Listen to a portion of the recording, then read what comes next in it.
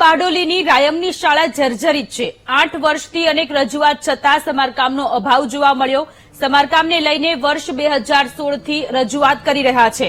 ધોરણ 1 થી 5ના 45 બાળકો ખુલ્લા મેદાનમાં અભ્યાસ કરવા માટે મજબૂર બન્યા છે।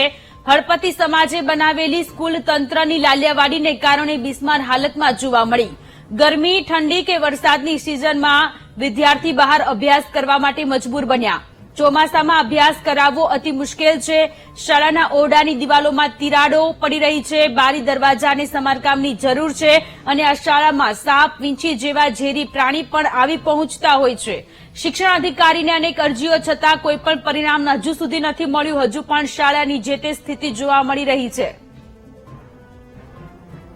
સારા છે, આખી જર્જરિત છે અને અગાઉ એક ઓરડો જર્જરિત એ 2016માં તોડી નાખેલ છે અને આ સારા બી ખરેખર એમ તોડીને નવી શૌચાલય તો છે જ નથી। શૌચાલય માટે આજથી 3 વર્ષ પહેલા અમે અરજી આપી હતી ટીડીઓ શ્રીને, ડીડીઓ શ્રીને અને શિક્ષણ અધિકારી શ્રીને, તો છતાં કોઈ કામ આજ દિન સુધી કરવામાં આવેલ નથી અને એકદમ ખરાબ પરિસ્થિતિ છે। શૌચાલય છે જ નથી, તૂટી ગયેલ છે, જર્જરિત છે એકદમ, પાણીની બી સુવિધા છે નહીં અને આ સારા આખી તૂટી જાય છે એ રીતની જ છે।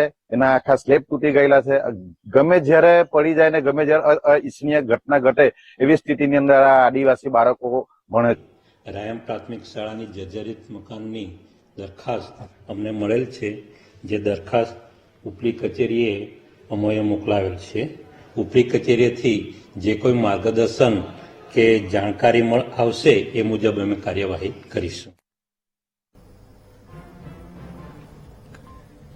તો સુરતના બારડોલીની રાયમની શાળા જર્જરિત હાલતમાં છે। 8 વર્ષથી રજૂઆત કરવામાં આવી છે, પરંતુ હજુ સુધી કોઈ પણ પ્રકારનું રિનોવેશનની કામગીરી ન કરવામાં આવતા લોકોમાં રોષ જોવા મળી રહ્યો છે। ધોરણ 1 થી 5ના 45 બાળકો ખુલ્લા મેદાનમાં અભ્યાસ કરવા મજબૂર બન્યા છે। આ જે દ્રશ્યો સામે આવી રહ્યા છે તે શાળાના છે।